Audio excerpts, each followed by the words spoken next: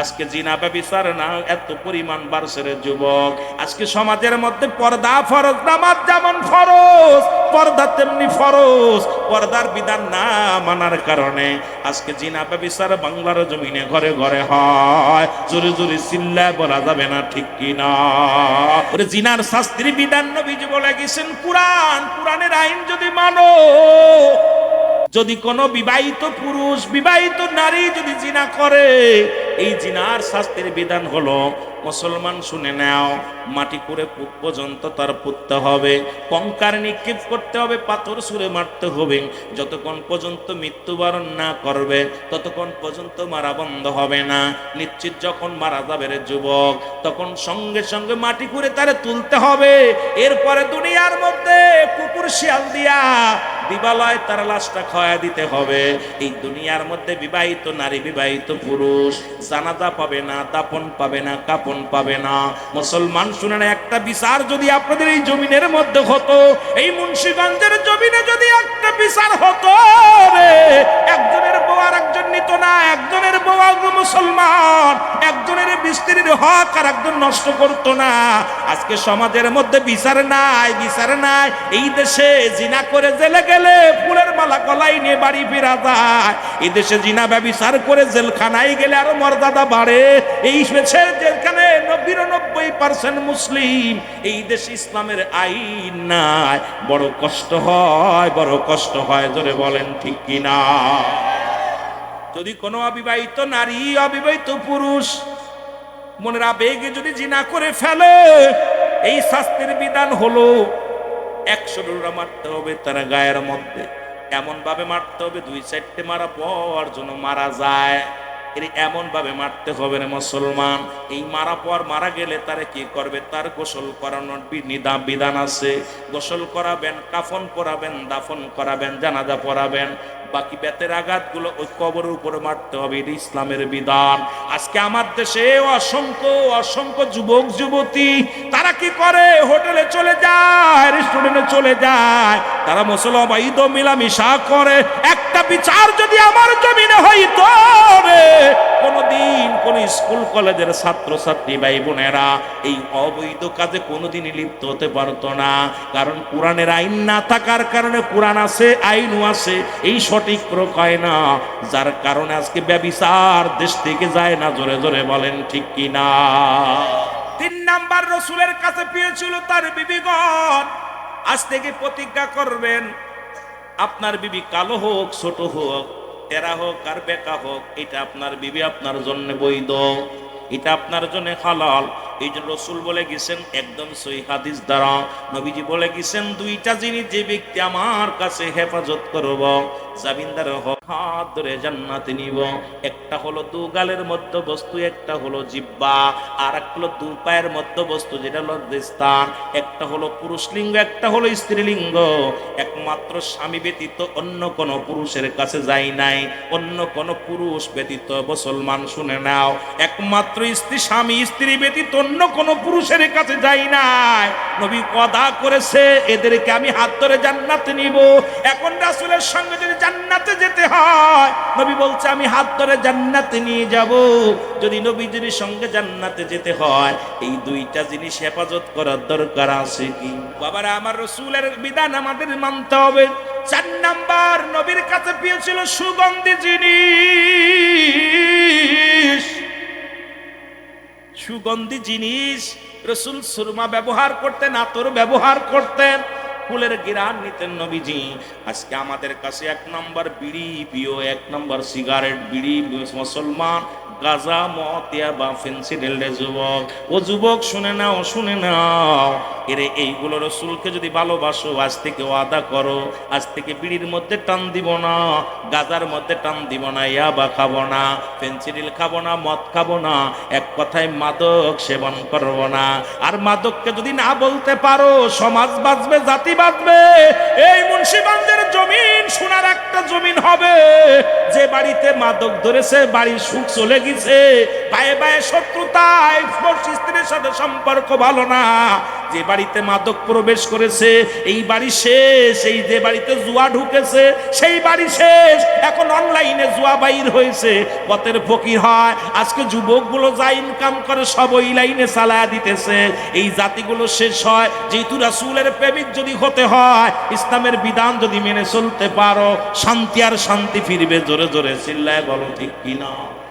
তবে সরকার নয়, কোন এমপি মন্ত্রী নয়, পুলিশ প্রশাসন নয়, এই জাতিকে বাঁচানোর জন্য, নিজেকে বাঁচানোর জন্য নিজেকে সচেতন হতে হবে। এই জন্য অ্যারিস্টটল, সক্রেটিস বলে নো দাই সেলফ, নিজেকে নিজে চিনতে হবে। মাননাফন নফস, নিজের নফসকে চিনতে হবে। কলবুস সালিম, আত্মাকে প্রসিদ্ধ করতে হবে। আপনার কোন কাজ করলে নিজের ক্ষতি হয় এ পাগলও বোঝে। জোরে বলেন ঠিক কিনা?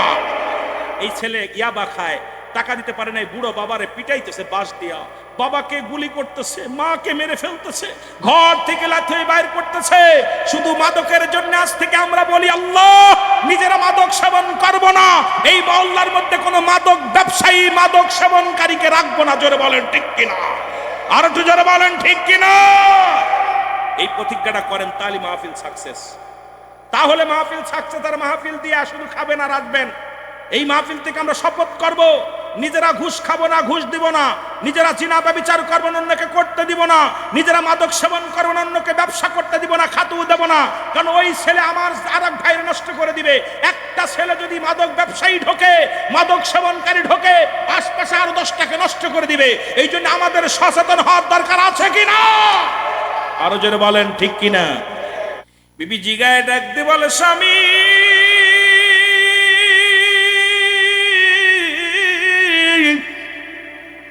আপনি রাসূলুল্লাহর কদমে গেলেন, নবীজি কি ওয়াজ করছে বলেন গো। ডাক দিয়ে কয়, বিবি আমার নবী ওয়াজ করেছে, যদি কোনো ব্যক্তি 5 ওয়াক্ত নামাজ সময় মতো আদায় করতে পারে, আমি নবী তার হাত ধরে জান্নাতে নিয়ে যাব। বিবি ডাক দিয়ে কয়, স্বামী রে, আপনার কাছে একটা মাত্র দাবি, আমি কোনো বাড়ির দাবি করি না, গাড়ির দাবি করি না, সম্পদের দাবি করি না, দামি পোশাকও চাই না, দামি বালাখানাও চাই না, দামি স্বর্ণ অলঙ্কারও চাই না।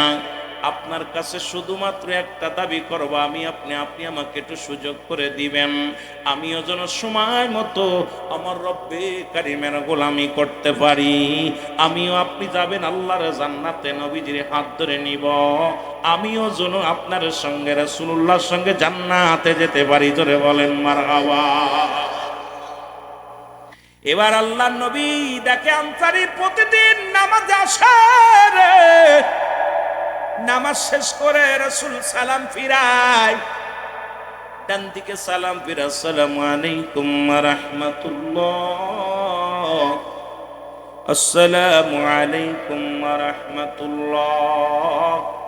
বাম দিকে সালাম ফিরা যখন সাহাবীদের দিকে ঘুরিয়ে বসে, নবী দেখে আনসারী সিঁড়ে ছুটে দৌড় বাড়ির দিকে একদম তুমুল আকারে দৌড় শুরু করে। আল্লাহ নবী ডাক দিয়ে কয়, ও সাহাবীরা রে, আমার আনসারীর কি হয়েছে গো? দেখি নামাজে আসে, সালাম ফিরায় সঙ্গে সঙ্গে দৌড়, সালাম ফিরাইলেই দৌড়। সাহাবীরা বলে, হুজুর নিশ্চিত আপনার আনসারী বিবির প্রেমে পড়ছে, নিশ্চিত আপনার আনসারী দুনিয়ার কোন ঝামেলার মধ্যে পড়ছে। রাসূল তাগি বলছে, বাল হুয়া কিলাব, এই দুনিয়াটা পচা দুর্গন্ধ মরি মানুষের চরিত্র, কুকুরের চরিত্র। আজকে দুনিয়ার জিন্দেগি মাত্র 50 বছর আপনি বাঁচবেন, 60 বছর বাঁচবেন, এর মধ্যে আপনি ঘুষের মধ্যে জড়িত, সুদের মধ্যে জড়িত, চিনার মধ্যে জড়িত। এই পৃথিবীর কিচ্ছু আমার আল্লাহ রাখবে না, সব কিছু চূর্ণ বিচ্ছিন্ন করে দিবে রে মুসলমান। তারপরও ঘুষ ছাড়বেন না, জিনা ছাড়বেন না, অন্যায় ছাড়বেন না। আমার আল্লাহ কয়, কুল্লু মান আলাইহা ফান, আল্লাহ কয় বান্দার এই জমিনটা আমি রাখবো না, এই জমিনের মধ্যে যা কিছু আছে আমি চূর্ণ বিচ্ছিন্ন করে দিব। এই জমিনের মাটিগুলো আমি আল্লাহ পোড়াইয়া তামা বানায়া দিব। এই জমিনের মধ্যে যত পানি আছে সব পানি পুড়ে ছাই হয়ে যাবে। যেদিন কিচ্ছু বলতে কিচ্ছু থাকবে না, সেদিন থাকবে শুধু আমার আল্লাহ। আল্লাহ কয় বান্দারে সেদিন থাকবো আমি রাসূলুল্লাহর ভালোবাসা নিয়া। তাই তো আমরা সুন্নি যারা নবীর প্রেমে পাগল, তাই তো যারা সুন্নি নবীরে ভালোবাসে রে, আল্লাহ থাকবে রাসূলুল্লাহর ভালোবাসা নিয়া, আমরাও থাকতে চাই নবীজির ভালোবাসা নিয়া। জোরে বলেন ঠিক কিনা? আর একটু জোরে জোরে চিল্লায় বলা যাবে না মারহাবা। ও যুবক, সব কিছু শেষ করে দিবে আমার আল্লাহ, এই জমিনটারে শেষ করে দিবে আমার আল্লাহ। জমিনের যা কিছু আছে সব কিছু চূর্ণ বিচ্ছিন্ন করে দিবে আমার আল্লাহ। নবীজি বলেন, সাহাবীরা রে, আনসারীর খবর কি বলো? মনে আছেন? হুজুর হয়তো দুনিয়ার কোনো ঝামেলায় পড়েছে এই জন্যে। নবী কয়, না না, আমি নবী নিজে খবর নিব। আল্লাহ নবী রওনা হয়ে গেছে রে। রাসূলুল্লাহ বাড়িতে যায় আসসালামু আলাইকুম ইয়া আহলাল বাইত, আসসালামু আলাইকুম ইয়া আহলাল বাইত। রাসূল সালাম দিলেন তিনবার, তিনবারের একবার উত্তর পাইলেন না। নবীজি মনটা খারাপ করে যখন ফিরে রওনা দিছে রে, পিছন থেকে আনসারী দৌড়াইয়া নবীর উত্তর দাও, আলাইকুম আসসালাম ইয়া রাসূলুল্লাহ, ওয়া আলাইকুম আসসালাম ইয়া হাবিবাল্লাহ, ওয়া আলাইকুম আসসালাম ইয়া রাহমাতাল লিল আলামিন। রহমতের নবী বলে, ও আমার আল্লাহর নবী, ডাকতে বলে, সাহাবীরা, আমি তোমারে তিনবার সালাম দিয়েছিলাম, তুমি তিনবারই উত্তর দিলা। তার মানে আর বুঝতে বাকি নাই তুমি সালাম শুনেছিল, উত্তর দাও নাই। সাহাবী বলে, ইয়া রাসূলুল্লাহ, ইয়া হাবিবাল্লাহ, আমি কেন উত্তর দিই নাই, কেন জবাব আমি আপনাকে দিতে পারলাম না? যদি দয়া করে একটু আমার বাড়িতে যাইতেন আমি তাহলে বলতাম। নবী কয়, চলো। রাসূলুল্লাহ রওনা দিলেন। যাইয়া যখন দাঁড়াইলেন, আব্দুল্লাহ আনসারী মুসলমান, শুনে নাও। এবার দরজাটা খুলে দিলেন। দরজাটা খোলার সঙ্গে সঙ্গে দেখতে পাইলেন ভিতরে বিশাল একটা গর্ত খোঁড়া। আল্লাহর নবী ডাক দিয়ে বলে, আনসারী রে, ঘরের মধ্যে কেন এত বড় গর্ত খোঁড়ার? আনসারী আনসারী বলে, ইয়া রাসূলুল্লাহ, ইয়া হাবিবাল্লাহ, যখন আপনি আমারে সালাম দিয়েছিলেন তখন আমি উলঙ্গ অবস্থায় গর্তের মধ্যে বয়াছিলাম, এই কারণে আমি সালামের জবাব নিতে পারি নাই। আল্লাহর নবী বলে, আনসারী রে, কারণটা কি আমারে খুলে বলো। বলে, ইয়া রাসূলুল্লাহ, ইয়া হাবিবাল্লাহ, নবী গো,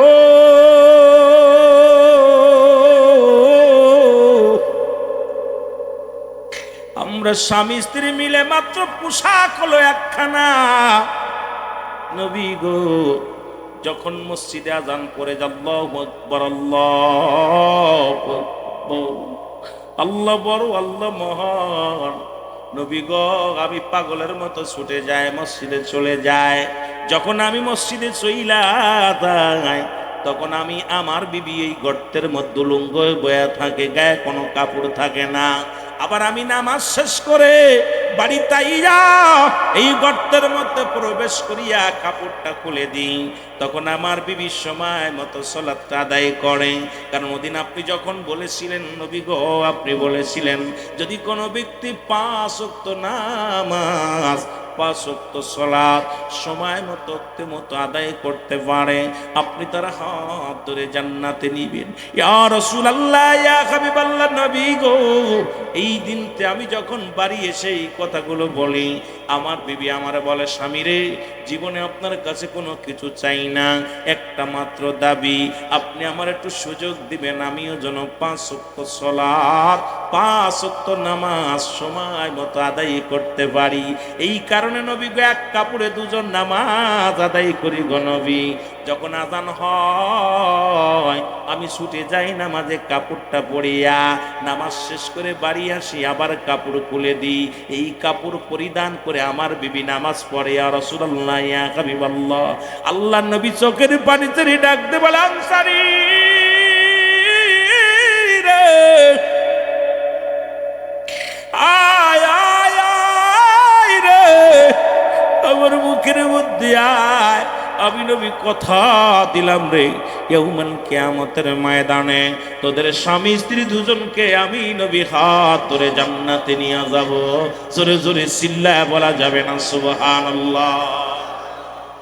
আমি আপনাদের কাছে জানতে চাই, এই মহল্লার মধ্যে এমন কোন গরিব, এই রিক্সা চালক, ভ্যান চালক, ও যুবক, আমার মন বলে এই মহল্লার মধ্যে এমন কোন গরিব নাই যার এক টুকরা কাপড় আছে যে ভিক্ষা করে খায়, তারও 2-4 কান কাপড় আছে। জোরে বলেন ঠিক কিনা? আরো জোরে বলেন ঠিক কিনা? ও মুসলমান শুনে নাও, এ বাবারা, এই মহল্লার মধ্যে যত মানুষ আছেন, এক টুকরা কাপড় দিয়া যদি স্বামী স্ত্রী নামাজ আদায় করতে পারে, আপনার আমার কত কাপড় দুনিয়ার মধ্যে। এই কাপড় থাকা পরও আমরা নামাজে যাই না, আমরা সলাত কাজা করি রে মুসলমান। আমার আল্লাহ যদি এই নামাজের বিচার, নামাজের হিসাব ধরে, আমার মন বলে বাঁচার কোনো উপায় নাই, উপায় নাই, উপায় নাই। কারণ এক ওয়াক্ত নামাজ কাজা দিলে 80 খুতবা পরিমাণ জাহান্নাম। আরে এক খুতবা পরিমাণ হলো 2,88,00,000 বছর। এখন আপনার আমার জীবন থেকে কত ওয়াক্ত নামাজ ছুটে গেছে, এটা যদি আমার আল্লাহ যদি দয়া না করে রে মুসলমান, বাঁচার কোনো উপায় নাই, বাঁচার কোনো পথ নাই। জোরে বলেন ঠিক কি না? এই জন্য ওয়াজ শোনা নফল বন্দেগী, নামাজ ছিল ফরজ। এখন যদি বলি, হয়তো মুসলমান কজন ব্যক্তি আপনারা ঈশার নামাজ আদায় করেছেন, লজ্জা দিব না? হয়তো অনেকেই বাদ পড়ে যাবেন রে যুবক বাবারা। কজন মাগরিব পড়েছেন, কজন ফজর পড়েছেন, কজন জোহর পড়েছেন। যদি লজ্জা দিই আপনারা লজ্জা পাবেন, লজ্জা দেওয়ার আমার চিন্তা ভাবনা নাই। তবে নামাজ, সলাত, সলাত, যেহেতু আপনি কালেমা পড়েছেন লা ইলাহা ইল্লাল্লাহু মুহাম্মাদুর সাল্লাল্লাহু আলাইহি ওয়াসাল্লাম, এ নবীর প্রেমিকেরা রে,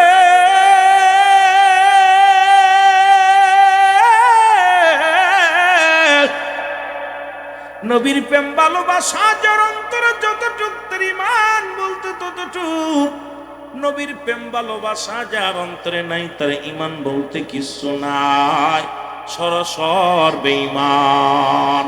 নবীর প্রতি সাহাবীদের কেমন ভালোবাসা ছিল শোনো গো যুবকেরা। নামাজের আলোচনা আরো প্রয়োজন, কারণ নামাজ লজ্জা লাগে আমি মুসলমান হইয়া নামাজের যখন ওয়াজ করি, দরকার ছিল ইহুদি খ্রিস্টানদের জন্য করার জন্য, কিন্তু মুসলমানদের কাছে নামাজের কথা বলা লাগে। নবীর কাছে 4টা জিনিস পেয়েছিল। নাম্বার 1 নামাজ। 1 নাম্বার কি? আরো জোরে বলেন কি? ও যুবক, 1 নাম্বার হলো নামাজ। 2 নাম্বার নবীর কাছে পেয়েছিল তার উম্মতগণ। আজকে কেন এক ভাই আর এক ভাইকে হত্যা করি রে মুসলমান? এক মুসলমানের লগে আর এক মুসলমানের সম্পর্ক এত খারাপ হলো কেন? আজকে ভাইয়ের শত্রু ভাই, বোনের শত্রু বোন। আজকে ভাই বোনের সম্পর্ক ভালো না, কারণ ওই যে আমার হাইরত মীর মোশাররফ লিখে গেলেন, হাইরত মুসলমান। ও মুসলমান শোনো, বিষাদ সিন্দুর মীর মোশাররফ লিখলেন বিষাদ সিন্দুর। এই যে মুসলমানের মধ্যে আজকে অর্থের জন্য মানুষ ওই কারবালার ময়দানে হত্যা। আজকে সমাজটা, রাসূল বললেন বালুয়া কিলাফ, এই দুনিয়াটা পচা দুর্গন্ধ মরি। মানুষের চরিত্র হলো কুকুরের চরিত্র। কুকুর যেমন মরি পাইলে খুশি হয়, সে যেমন উম্মতিরা শুধু টাকা পাইলে খুশি হয়, সম্পদ পাইলে খুশি হয়। এর মুসলমান, সম্পদ নিয়ে কি কবরে যাইতে পারবা? সম্পদ নিয়ে কি তুমি কবরে যাইতে পারবা? এই দুনিয়ার সম্পদ কার জন্য ঘুষ খাও, কার জন্য সুদ খাও? ও যুবক, কার জন্য তুমি অন্যায় পথে দুনিয়ার মধ্যে সময় ব্যয় করলা? এই দুনিয়ার সম্পদ খাবে পলকে, তোমার দেহ খাবে পোকে। জোরে জোরে চিল্লায় বলা যাবে না ঠিক কিনা? এত বাহাদুরি করো কেন? জীবনের প্রথম পোশাক পরেছো মানুষের হাতে, জীবনের প্রথম কাপড় লজ্জাস্থান ঢেকেছ অন্যের হাতে, জীবনের শেষ বেলা আবার অন্যের সাহায্যে তোমার লজ্জাস্থান ঢাকা লাগবে। আজকে সেই ভাইয়ের বিরুদ্ধে তুমি মামলা দাও, সেই ভাইয়ের বিরুদ্ধে তুমি কবে বিচার করো, আজকে প্রতিবেশীর হক নষ্ট করো রে যুবক। যেদিন তুমি দুনিয়ার মধ্যে আসলাম, তোমার পণ্যের কাপড় তোমার আপন জনের পরের সাহায্যে পড়েছিলা, নিজের কাপড় নিজে পড়তে পারো নাই, নিজের লজ্জাস্থান নিজে ঢাকতে পারো নাই। আবার যখন শেষ বিদায়, যখন দুনিয়া থেকে চলে যাবা, এই তোমার এই পণ্যের কাপড় খুলিয়া আপনার আপনজন, আপনার চাচি, আপনার ভাই, আপনার বন্ধু আপনজন আসবে, এই পরের লোকের সাহায্যে আপনার লজ্জাস্থান ঢেকে দেয়া হবে। আজকে যদি এই কথা মানুষ চিন্তা করে, সে দুনিয়ার মধ্যে প্রতিবেশীর সঙ্গে খারাপ ব্যবহার করতে পারে না, কোনদিন একবার একবার বিরুদ্ধে মামলা দিতে পারে না, একবার একবার মাথায় বাড়ি মারতে পারে না, একবার এক বাইরে কষ্ট দিতে পারে না, একবার এক বাইরে চক্রবৃদ্ধি সুদ খাইতে পারে না। আসলে আমাদের সমাজ এত নষ্ট হয়ে গেছে রে মুসলমান, এই সমাজের মধ্যে শুধু শুনতেছি আর শুনতেছি, আমাদের মানার সময় নাই। জোরে জোরে চিল্লায় বলেন ঠিক কিনা?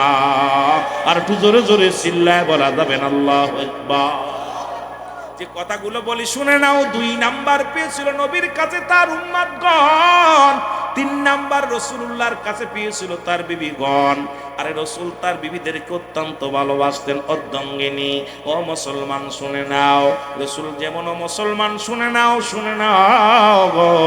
এরে তোমার এক গায়ের পোশাক হলো স্ত্রী তোমার গায়ের পোশাক, এই পোশাকের মধ্যে ময়লা লাগলে যেমন পরা যায় না, স্ত্রী যদি এরকম বেপরদায় চলে অন্য রকম চলে না। মুসলমান শুনে নাও, কথাগুলো বলতে গেলে অনেক কথা ইসা যাবে, কথাগুলো বলতে গেলে সময় লাগবে। আমি আপনাদেরকে বলি, আজকে শুধু পরের বিবির দিকে নজর। রাসূলের কাছে আপিও ছিল তার বিবিগণ। ও মুসলমান শুনে নাও, যুবক বন্ধুরা, রাসূল বলছে আমি যখন দাঁড়াইব, আমার পরে দাঁড়াইবে, আমার জায়গা দাঁড়াইবে কে? আমি আমার অবর্তমানে থাকবে হযরত আবু বকর সিদ্দিক রাদিয়াল্লাহু তাআলা। তাইবরে এর আবু বকর যখন থাকবে না, থাকবে হযরত উমর ফারুক রাদিয়াল্লাহু তাআলা। উমর যখন থাকবেন, উমরের জায়গায় আসবে হযরত উসমান গনি রাদিয়াল্লাহু তাআলা। হযরত উমর ফারুক যখন, উসমান গনি রাদিয়াল্লাহু তাআলা যখন থাকবে না, এই জায়গা থাকবে কে? হযরত আলী রাদিয়াল্লাহু তাআলা আনহু। জোরে জোরে চিল্লায়া বলা যাবে না মারহাবা। ইসলামের দ্বিতীয় খলিফা হযরত উমর ফারুক রাদিয়াল্লাহু তাআলা আনহু। মারহাবা বলেন। একটু আজ করে আসেন, গভীর মনোযোগ খেয়াল করবেন।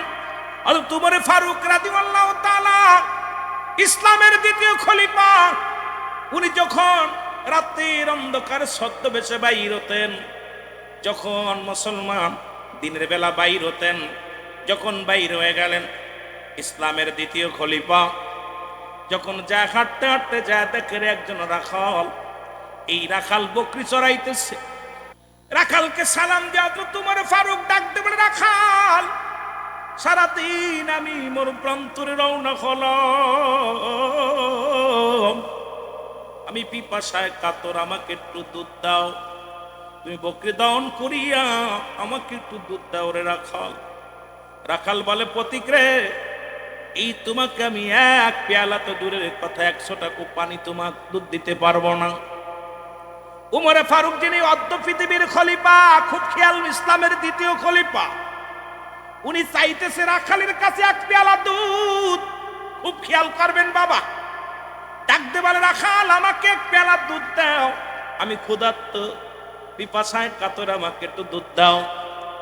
রাখাল বলে, পথিক রে, তুমি আমার কাছে দুধ চাইলাম, এই বকরির 100টা দুধ আমি তোমাকে দিতে পারবো না। বলে কেন?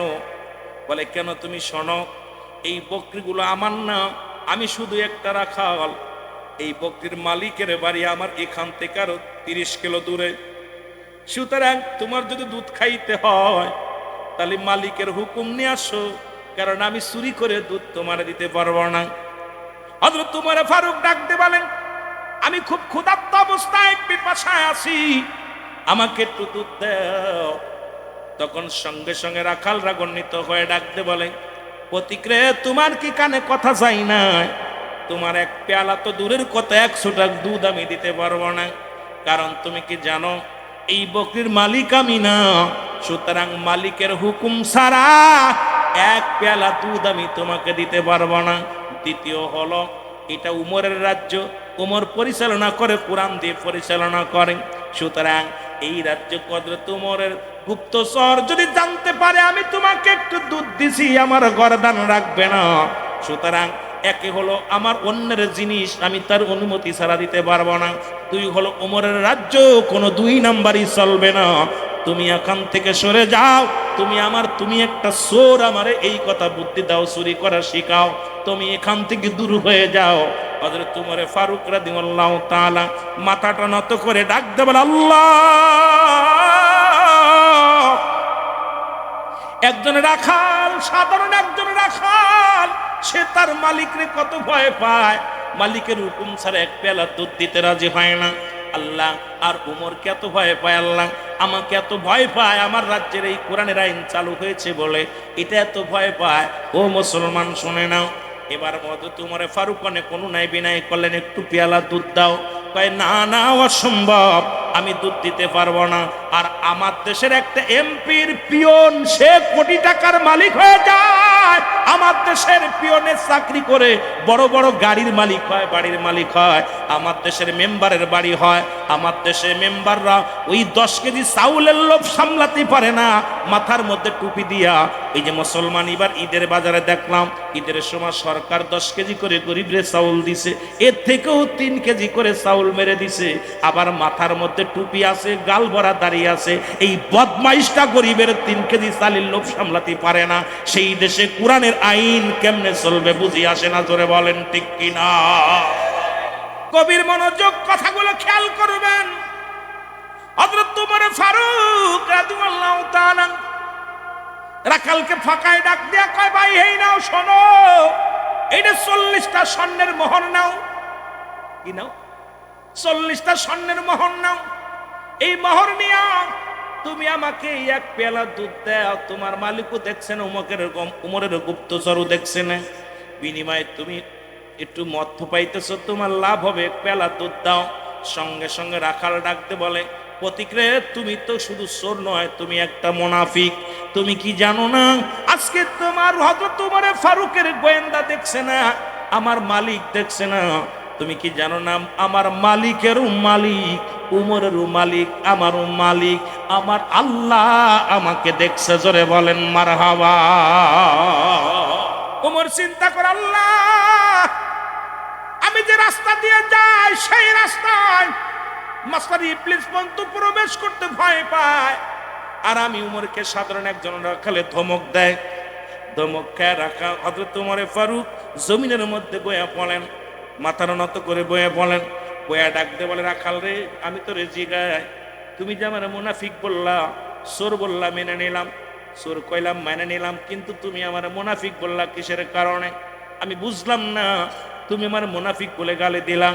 বলের প্রতিক্রে, তুমি কি জানো না তোমার কি অন্তর ভিতরে আমার আল্লাহর ভয় নাই? দেখছি তোমার তো একটা বুজুর্গ মানুষ দেখা যায়, মুসলমান মনে হয় দেখলে, কিন্তু তোমার কি আল্লাহর ভয় নাই? তুমি কি ইসলামের বিধান বোঝো নাই? পরের জিনিস আমি না বলে কেমনে দিই? আর গোপনে যদি আমি ঘুষ নিয়ে এটা যদি তোমারে দিই, এটা আমার সবচেয়ে আমানতের খেয়ানত হবে, আমি আল্লাহর আদালতে কেমনে জবাব দিব? আমার আল্লাহ ছাড়বে না, হয়তো তোমার রাজ্য থেকে ছাড়া পাইলাম, হয়তো আমার মালিকের চক্ষু ফাঁকি দিলাম, আমার রব্বে কারিমের চোখ কেমনে ফাঁকি দিব? তুমি কি প্রতীক বোঝো না আমি সেই রব্বে কারিমের দরবারে কি জবাব দিব?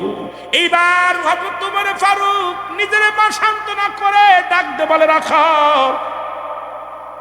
সারা জীবন তুমি শুধু মেষ চড়াইলা, বকরি চড়াইলা, তোমার কি জীবনে কোনো চা নাই? বলে, আমার 2টা চা আছে, 2টা আশা আছে। কয়টা আশা? 2টা আশা। হযরত উমর ফারুক বলে, কি আশা? বলে, একটা আশা হলো আল্লাহ যেন আমার ইমানের সাথে মৃত্যু দেয়, আর যেন মরণের পর আল্লাহ আমার একটা জান্নাত দেয়। জীবনে আমি রাখাল কিচ্ছু চাই না।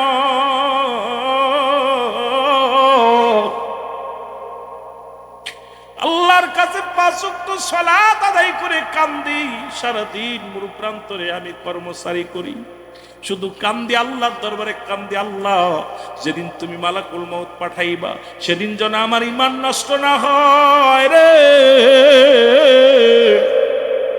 সেদিন যেন ইমানের সাথে কালেমা পড়তে পড়তে মরতে পারি, আর মরণের পরে যেন তোমার জান্নাত, আল্লাহ তোমার জান্নাত, একটা জান্নাত আমারে দিয়ে দিও। কারণ মুমিনদের জন্য, মুত্তাকিনদের জন্য তুমি তো রেখে দিয়েছো 8টা জান্নাত। আল্লাহ বলেন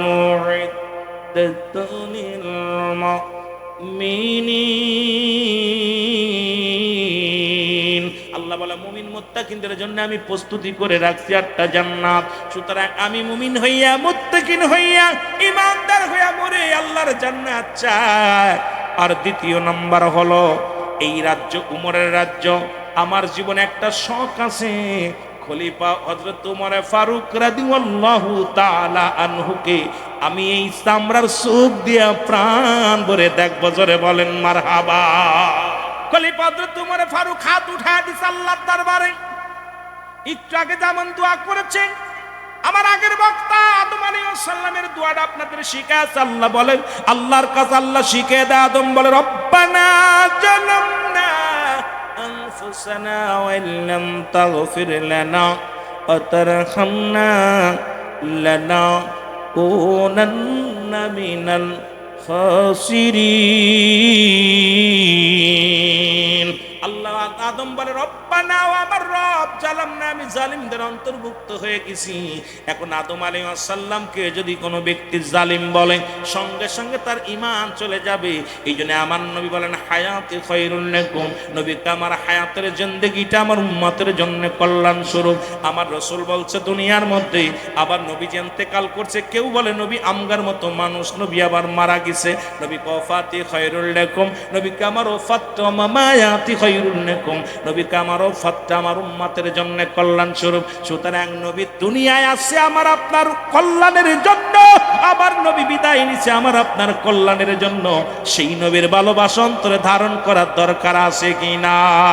তোমার ফারুক হাত উঠা ডাকতে বলে, রব্বে কারীম,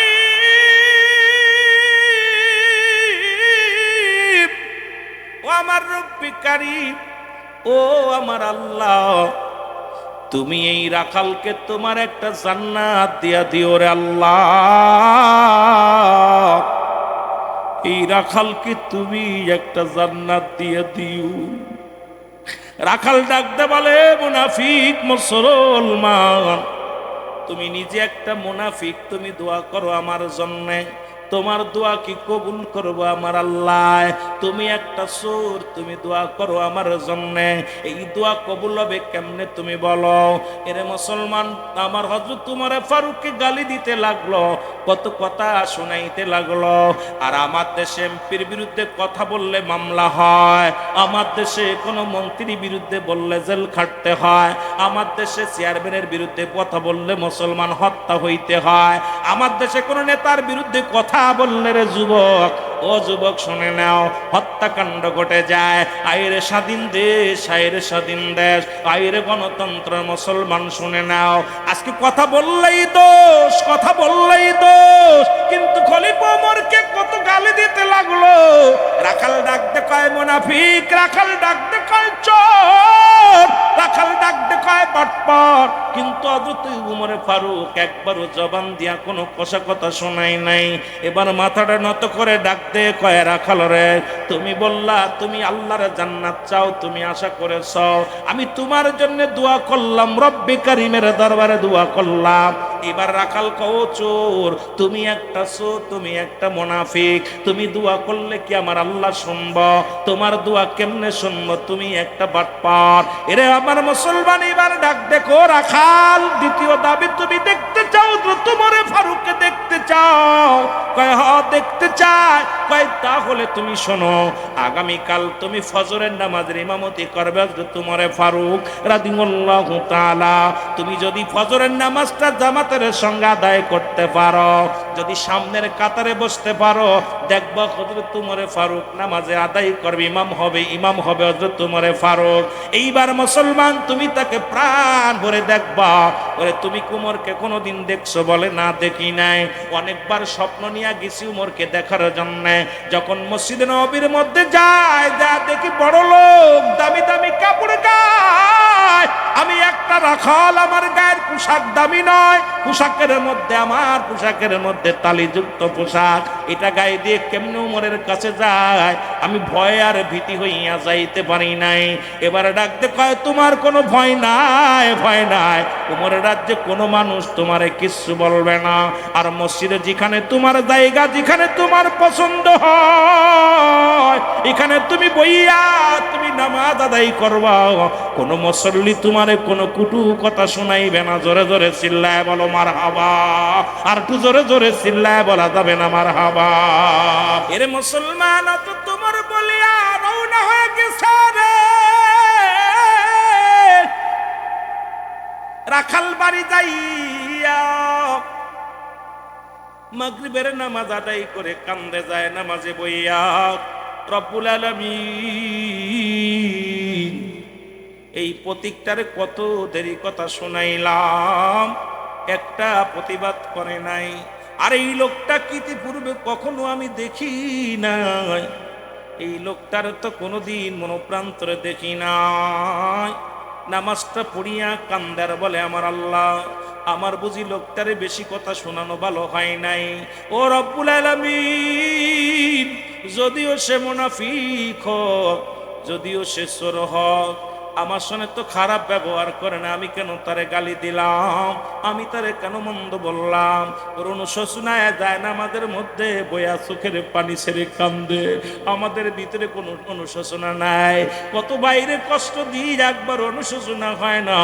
কত অন্যায় করি, অনুশোচনা হয় না। এবার রাখাল বইয়া বয়া মুসলমান ঈশান নামাজ পর্যন্ত বয়া রইলেন। ঈশান নামাজটা পড়িয়া রাখাল চিন্তা করে রে, এই লোকটা যখন কথা বলল, কথার মধ্যে কেন যেন মায়াবী মায়াবী ভাব লাগলো। বলেও হতে পারে যাব আমি আজকে, আমি যাব উমরের সঙ্গে দেখা করার জন্য। খলিফা উমরের সঙ্গে দেখা করার জন্য রওনা হয়ে গেল। এই বাগদাদ শহর থেকে রওনা হয়ে গেল রে মুসলমান, শুনে নাও। এবার যাইয়া মসজিদে নববীর মধ্যে নামাজ আদায় করব রে যুবক, শুনে নাও। মসজিদে নববীর মধ্যে যাইয়া যখন রাত্র যখন গভীর হয়ে গেল, এই মসজিদের দরজা খোলা, সবাই তাহাজ্জুদের নামাজ পড়ে। রাখাল যা ডাকে একটা লোক ওই মেম্বারের কাছে, যেখানে ইমাম দাঁড়াইবে পাশে একটা লোক দাঁড়ায়া দাঁড়ায় নামাজ পড়ে। এইবার তার কাছে যা বসলেন আর চিন্তা করে এত রাত্রে কিসের নামাজ পড়ে। নামাজটা শেষ করার পর সালাম দিলেন, আসসালামু আলাইকুম ভাই। ওয়ালাইকুম আসসালাম। কে গো তুমি? বলে আমার নাম হযরত ওসমান গনি রাদিয়াল্লাহু তাআলা। বলে আপনি এখানে আসছেন রাখতে? বলে ভাই তোমার বাড়ি কই? আমার বাড়ি পার্শ্ববর্তী এলাকায়, পাশের বাড়ি গ্রামে আমার বাড়ি। ও ভাই আগে বলো আজকের ইমামতি কে করবে গো? বলে এখানে তো তুমি কি জানো না, তুমি কি নতুন নামাজ পড়তে আইছো? বলে না, ইতিপূর্বে আরো কয়েকবার এসেছিলাম, কিন্তু আমার সৌভাগ্য হয় না ইমামকে দেখা। ওরে হযরতে আবু বকর উসমান গনি রাদিয়াল্লাহু তাআলা ডাকতে কয়, ভাই এরে আজকের ঈশা ফজর মাগরিবের নামাজ মুসলমান গো, ওই না ফজরের নামাজের ইমামতি করবে খলিফা হযরত ওমর ফারুক রাদিয়াল্লাহু তাআলা। আমার দেশে যেহেতু 92% মুসলমান, এই 92% মুসলমানদের মধ্যে আজকে এমপি সাহেব, অনেক এমপি আছে মুসলমান জানাজার নিয়ত জানে না, অনেক এমপি আছে 5টা কালেমা পড়তে পারে না, অনেক মন্ত্রী আছে এখনো সূরা কিরাত তারা জানে না রে মুসলমান, সূরা ফাতিহা ঠিক মতো পড়তে পারে না। কেমনে আবার দরবার চালাইব, কেমনে রাষ্ট্র চালাইব? এমনও চেয়ারম্যান আছে ইউনিয়নের, দাঁড়ায়া প্রস্রাব করে বইয়া করতে পারে না। এমনও মেম্বার আছে সমাজের মধ্যে যুবক, এর নামাজের নিয়ম কারণ কিছু জানে না, শরীয়তের বিধান হারাম হালাল বোঝে না। হয়তো অনেকে কষ্ট পাইতে পারেন কথাগুলো শুনলে। আজকে মুসলমান শোনো, আজকে ডিগ্রি অর্জন করছে বিদেশে যাইয়া, ছোট্টবেলা শুনতাম মানুষের মতো মানুষ হইতে হবে, বাবাই বলতো মানুষের মতো মানুষ হইতে হবে, উস্তাদ বলতো মানুষের মতো মানুষ হইতে হবে। আমি চিন্তা করতাম মানুষ তো, আমি তো মানুষ, অমানুষ তো নয়। এখন বুঝি কেন বলতো? আজকে বিদেশে যাইয়া ডিগ্রি আইনিয়া, ডিগ্রি লইয়া যারা মুসলমান ঘুষ ছাড়া যাদের কলম চলে না, যারা চেয়ারের মধ্যে বইয়া যারা ঘুষ খায়, এই মানুষটা মানুষ হতে পারে না, অমানুষ। জোরে বলেন ঠিক কিনা?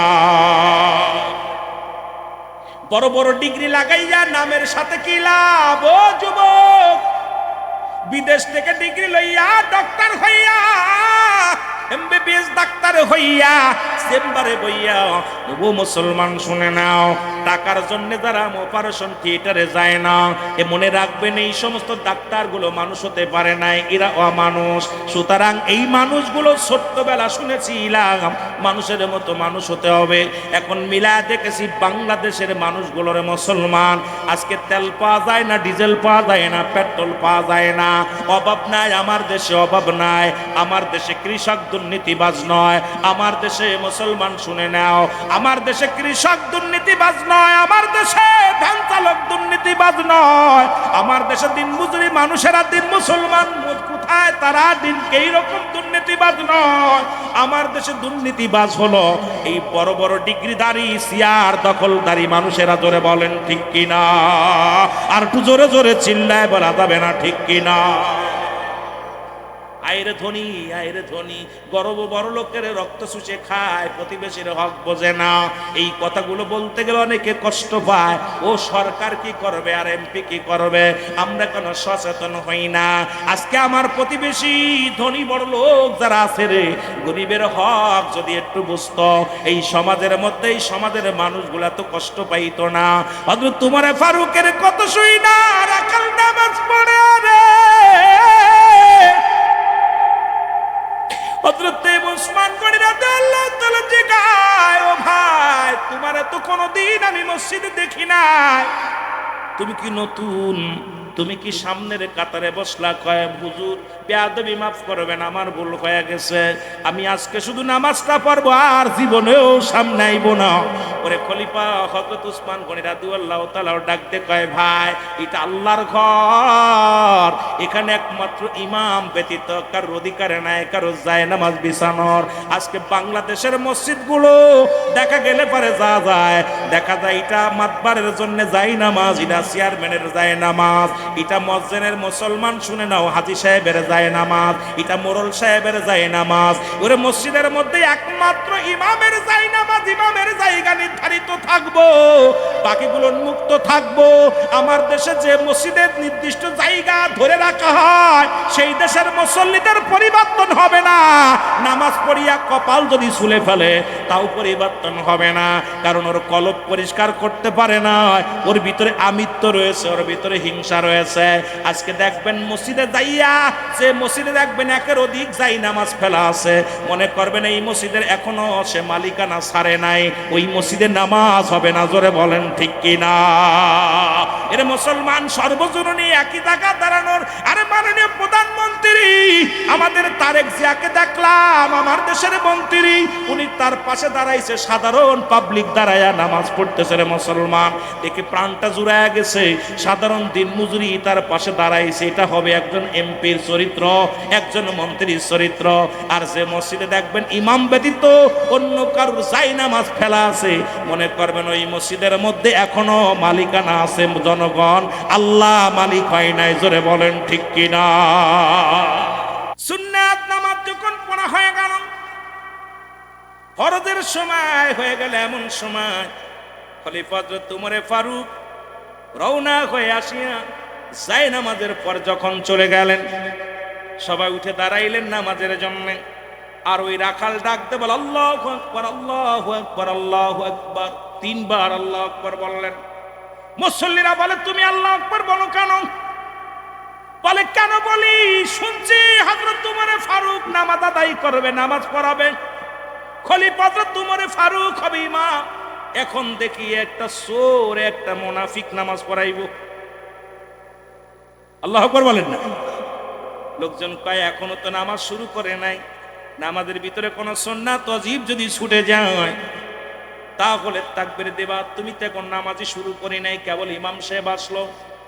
হযরত ওমর ফারুক দেখে বলে, আমার ভাইয়েরা, ও মুসল্লি ভাইয়েরা নীরবতা পালন করেন, সমাধান আমি দিব, আমি খলিফা ওমর দিব। যেহেতু আমাদের সময় হয়ে গেছে, আপনারা সবাই এখন কি করেন, আদবে বজায় রাখেন, আদবে সবাই আদবের জবান বন্ধ রাখেন। নামাজটা শেষ করা হলো, নামাজ শেষ করার পর কিন্তু ওই যে রাখালের মনে মনে চিন্তা, এটা বেটা চোর, এটা মুনাফিক, ওই যে বলার তালে আছে মনে মনে। এবার নামাজ শেষ করার পর খলিফা দাঁড়াইলেন, দাঁড়ায় উপস্থিত মুসল্লিদেরকে উদ্দেশ্য করে বললেন, ভাইয়েরা শোনেন, ওই লোকটা যা বলেছে ঠিক বলেছে, ওই লোকটা কোনো অন্যায় বলে নাই। গতদিনের কাহিনী শোনেন, গতদিন আমি হযরত ওমর ফারুক এই মহল্লা দেখতে গিয়েছিলাম, আমি ছদ্মবেশে, আর ওনার সঙ্গে আমার দেখা হয়, পিপাসায় বড় কাতর হয়ে যায়। আমি যদি বাইরে না যাইতাম, আমি নিজ চোখে দেখে এসেছি রে, কুরআনের আইন কত সুন্দর, হাদিসের আইনগুলো কত সুন্দর।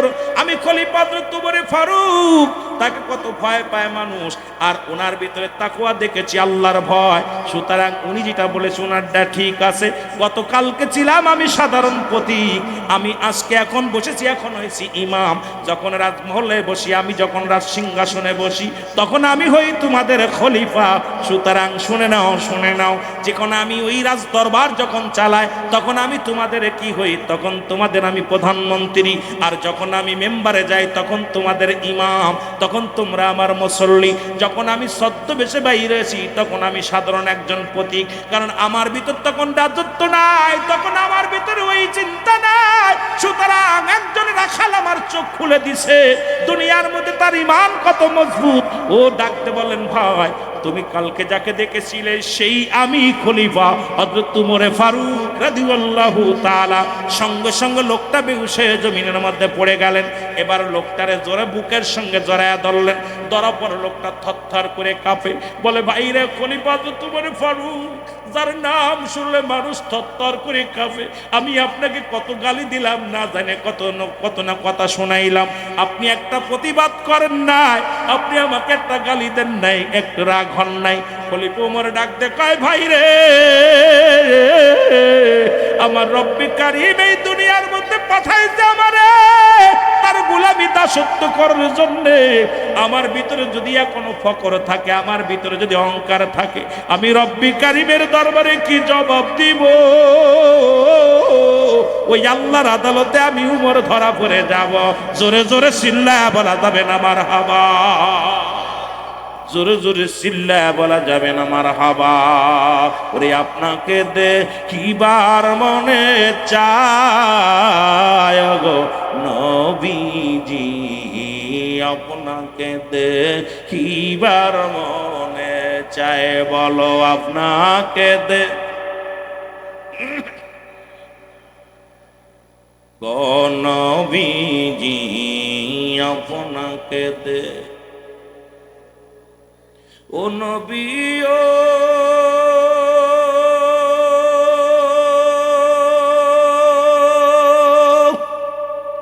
বনের যত পশুগণ পাইয়া নবীর দুচরণ ভক্তি করত নূর নবীজির পায়।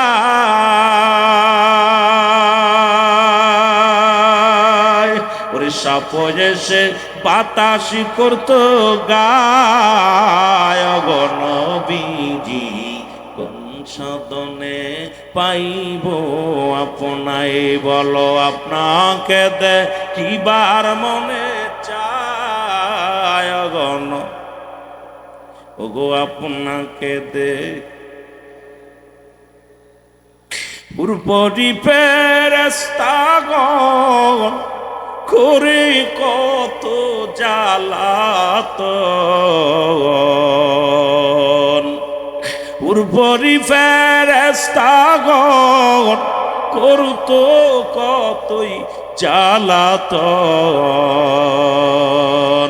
পাখি এসে বসত নিরালায় গো নবীজি, কোন সাধনে পাইব তোমায়, বলো কোন সাধনে ওগো নবীজি, আপনাকে দেখিবার মনে। নবী কঠিন মরুর দেশে আইল রাখালি আর বেশে নবী কঠিন মরুর দেশে আইলরা খালি আর বেশে মিসরাই তো বনে জঙ্গলায় গো নবীজি আপনাকে দেখিবার মনে চাই বলো আপনাকে দেখ